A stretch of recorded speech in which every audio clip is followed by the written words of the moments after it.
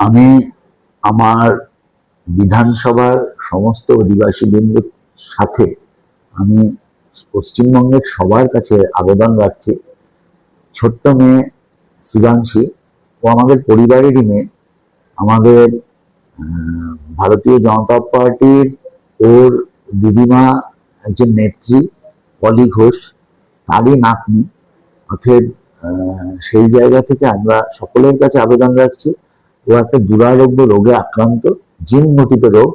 যে ইঞ্জেকশনটা, জিন থেরাপির ইঞ্জেকশনটা ওকে দিতে হবে, রোগটার নাম SMA।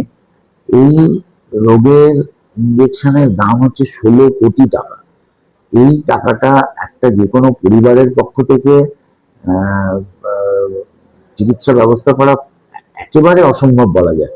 তাই আমরা যদি সবাই ওর পাশে এসে দাঁড়াই, তাহলে আমার মনে হয় বাচ্চা মেয়েটাকে একটা নতুন জীবন দেওয়া যাবে। আমি সবার কাছে আবেদন রাখলাম, সবাই ওর পাশে দাঁড়াবে।